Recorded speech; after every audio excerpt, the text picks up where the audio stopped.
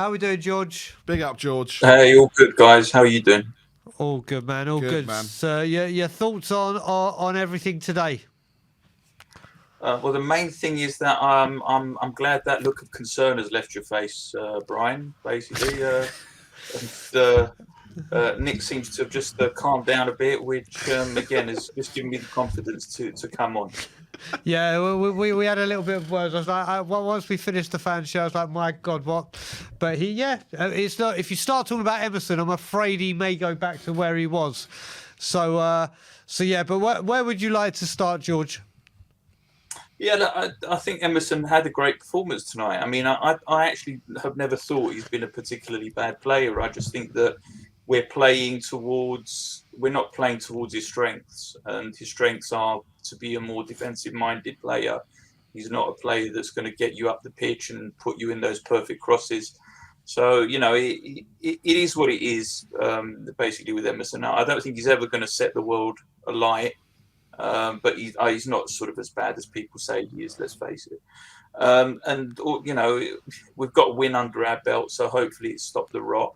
And let's just try and get the next win and just try and build up a bit of momentum and a bit of confidence within the squad, because it's been sadly lacking, isn't it, in the last few weeks. Yeah, it has, George. I mean, look, four wins in 11. Yeah, it's not been great. I think we've all been in that situation the last few weeks with everything that's going on. But look, we are, like I said, we're 3 points off third. Obviously, there's some big games to come, not just for us, but we just need to keep doing what we're doing and moving forward. And look, if we like we said this time last year, we started to put a run together. Look, it's going to be tough, but a lot of teams are dropping points, and no one really, apart from Arsenal and Man City, are really taking that top four. Let's just say, by up for grabs and by storm, or I can't think of an animal. We've had penguins, we've had wolves, we've had shepherds, we've had Noah's Ark has been in here tonight for Nick. But let's George. Obviously, we witnessed history today.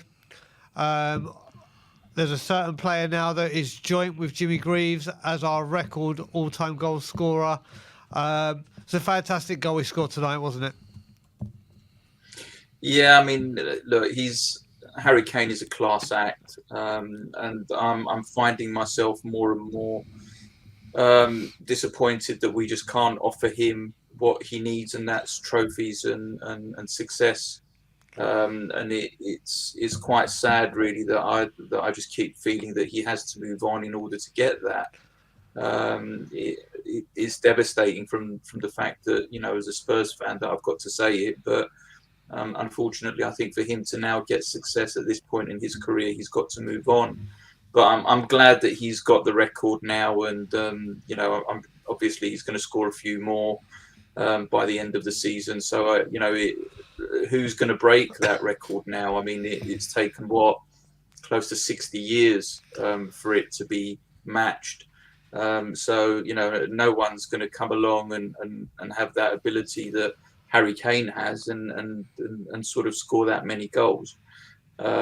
So yeah, it's fantastic, but on the other side, it's quite upsetting that I just can see him playing his football elsewhere next season.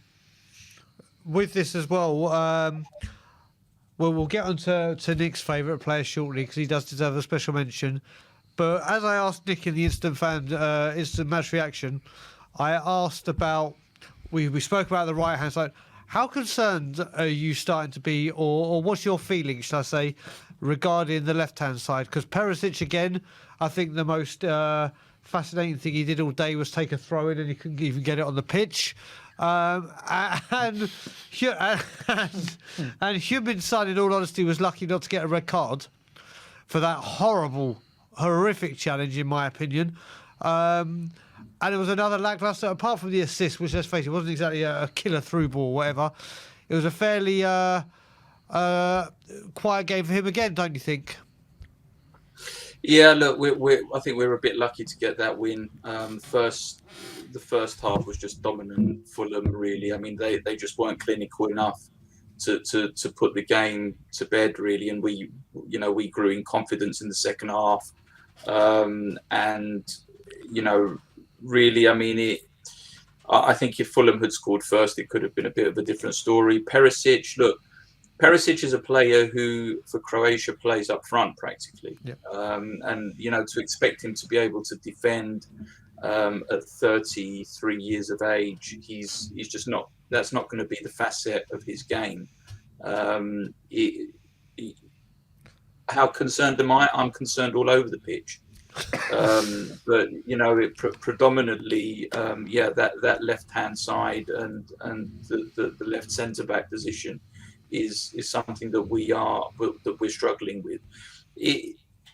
I think, if I'm really going to weigh things up, what I would want to see is more of a creative midfielder.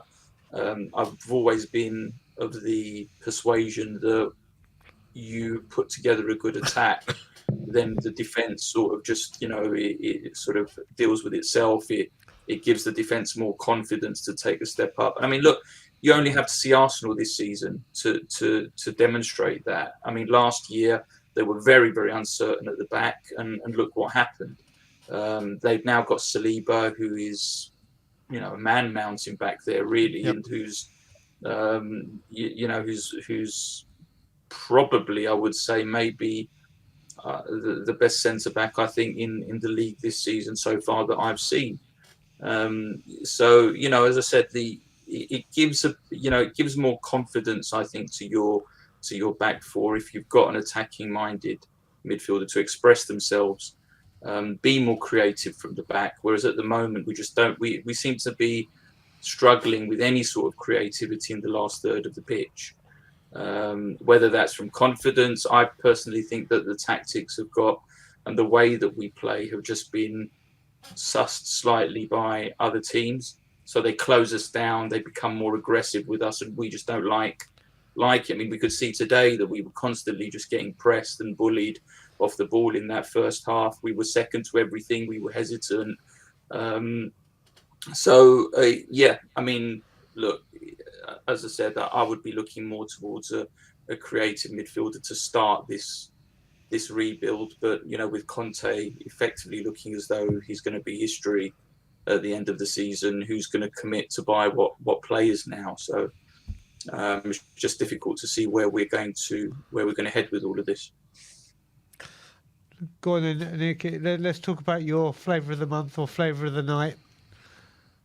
The man of the match. Do you know what? I am going to give it to you. I am going to say, do you know what? You look at it and let's face it. Did you see what I saw, George? That he was playing a lot more central today, as opposed to trying to get out on the wing to get crosses in.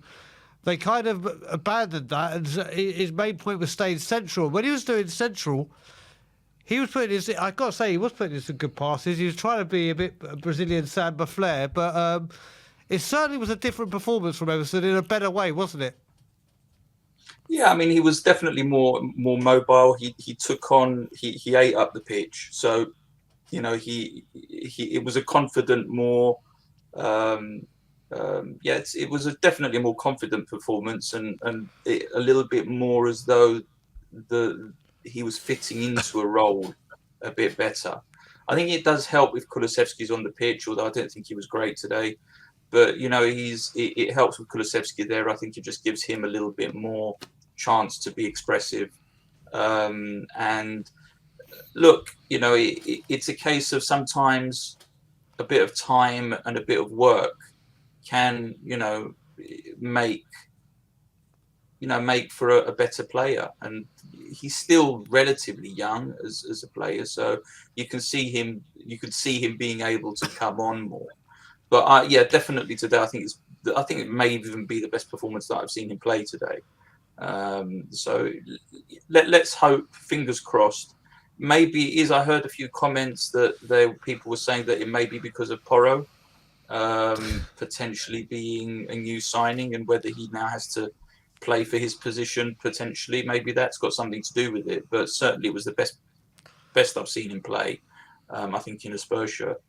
Yeah, it's like you said, maybe Porro with maybe him coming through the door potentially.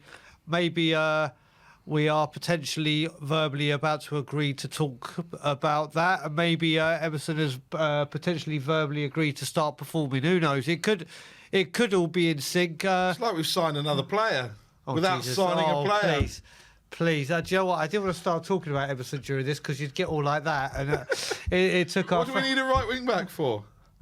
Moving on. We'll go. Let me speak to George. Okay, you speak to George. And you just stay in whatever cloud cuckoo land you are in.